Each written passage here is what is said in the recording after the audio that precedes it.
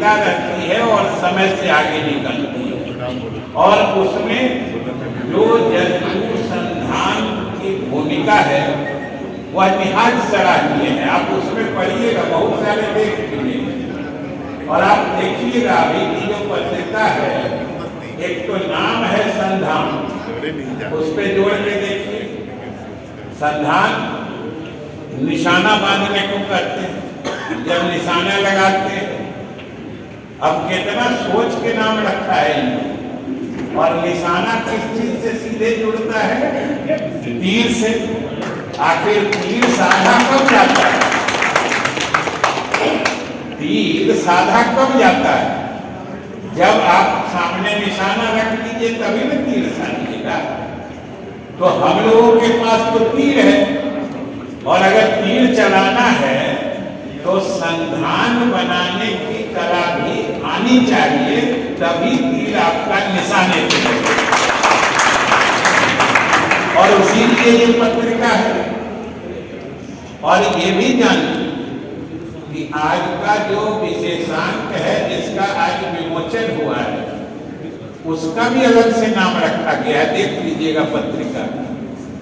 उसका नाम है एकाग्र। अपने नेता नीतीश कुमार जी के ऊपर एकाग्र, क्योंकि एकाग्रता जो होती है वह भी तीर संधान दोनों से जुड़ी हुई चीज ही एकाग्रता होती है। क्योंकि जब आप एकाग्र नहीं होइएगा तब तक आप संधान बना ही नहीं सकते हैं और आपका तीर निशाने पर पहुंच ही नहीं सकता है। इसलिए तो इसका नाम इन्होंने एकाग्र रखा है। और भाई जब इतना अच्छा काम ये कर रहे हैं तो हम पार्टी के तरफ से, पार्टी के कार्यकर्ताओं की तरफ से, इतने जो सैकड़ों हजारों कार्यकर्ता यहाँ उपस्थित होते रहते हैं अनेक कार्यक्रमों में, हम उन सबों की तरफ से इन दोनों को इस सद प्रयास के लिए हम धन्यवाद देते हैं, साधुवाद देते हैं। साथ ही अभी हम सुन रहे थे हमारे अजीत प्रधान जी डॉक्टर साहब रविंद्रनाथ टैगोर की पंक्तियां सुना रहे थे। यदि तोर डाक कोई सुने ना आसे तबे एकला चलो। बहुत प्रसिद्ध पंक्तियां हैं डॉक्टर रविंद्रनाथ ठाकुर जी, टैगोर जी, विश्व प्रसिद्ध है। और उसका बांग्ला तो हमारे ख्याल से बांग्ला हिंदी में बहुत ज्यादा फर्क होता नहीं। जो उन्होंने सुनाया या उनके पंक्तियों को मैं जो सीधे उद्धृत कर रहा हूं, हम नहीं समझते हैं कि इन्हीं को समझने में दिक्कत होती हो। उनके डाक को सुनने वालों की हम लोगों के, आप लोगों के नाते कोई कमी है क्या? नहीं। यहाँ तो हमारे नेता के डाक पर तो हजारों लाखों लोग, कार्यकर्ता, हम लोग, आप लोग जैसे सब लोग सीधे तीर हाथ में लेके एकाग्र होके और संधान बांधते दौड़ चलते हैं। ये तो जदयू कार्यकर्ताओं की पहचान है। और कार्यकर्ताओं के बल पर ही तो पार्टी चलती है।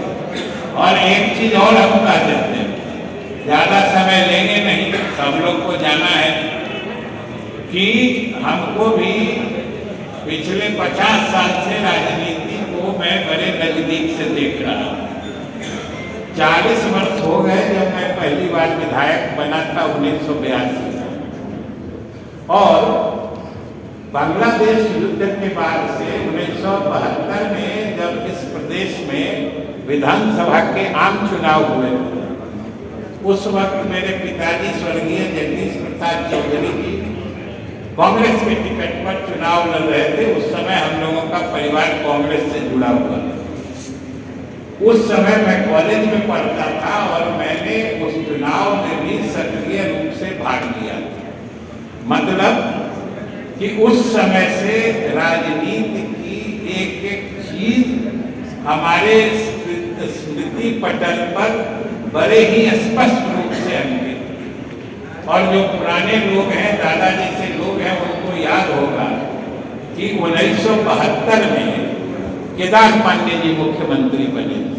कांग्रेस पार्टी में मुख्यमंत्री को मनोनीत करने की प्रथा उसी वक्त से चली, जब 71 में बांग्लादेश युद्ध के बाद, जब 72 में 71 में बांग्लादेश के युद्ध के बाद लोकसभा के आम चुनाव हुए थे और उसके बाद 9-10 प्रदेशों में 1972 में विधानसभा के चुनाव हुए और सभी प्रदेशों में कांग्रेस की बड़ी जबरदस्त हुआ। पहले तो कांग्रेस विधायक दल का विधिवत नेता में पर्ची डाल के चुनाव होता है, वोट गिरा नेता चुने जाते।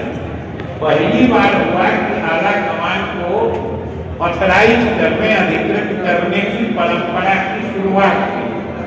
तो ये चीजें मैंने सिर्फ इसलिए कही कि उस समय से मुझे याद है, मतलब केदार पांडे जी के बाद से श्री बाबू या विनोदानंद झा या के.वी. सहाय जी के काल को हमने न देखा, न कोई मेरा व्यक्तिगत अनुभव है। लेकिन केदार पांडे जी के समय से हर मुख्यमंत्री के काम को एक राजनीतिक परिवार से आने के नाते मैंने नजदीक से देखा और समझा, और यह हमारे लिए और आप सबके लिए फख्र की बात होगी कि मैं पूरी जिम्मेदारी से कह सकता हूँ कि जो हमने अपने सलाहियत और अपने बुद्धि से जो काम करने का तरीका, जो बिहार के लोगों को आगे बढ़ाने का जज्बा, या जो ईमानदारी, या जो लगनशीलता जो हमने अपने नेता मुख्यमंत्री नीतीश कुमार में देखा, वो पिछले किसी मुख्यमंत्री में हमने नहीं देखा था। ये मैं पूरी जिम्मेदारी से कर सकता हूं। इसलिए, और अगर आप सोचिए कि हमारे पास ऐसे नेता मौजूद हैं, तो जदयू के कार्यकर्ता को कहीं भी सिर झुका के चलने की जरूरत है क्या? आज बताइए, कोई दल का नेता आ जाए, कोई दल का कार्यकर्ता आ जाए, करिए तुलना हमारे नेता से। तो आखिर कार्यकर्ताओं के सम्मान के लिए, कार्यकर्ताओं का हौसला ऊंचा रखने के लिए अपने नेतृत्व के चेहरा और कृतित्व से और अधिक किस चीज की आवश्यकता होती है बताइए?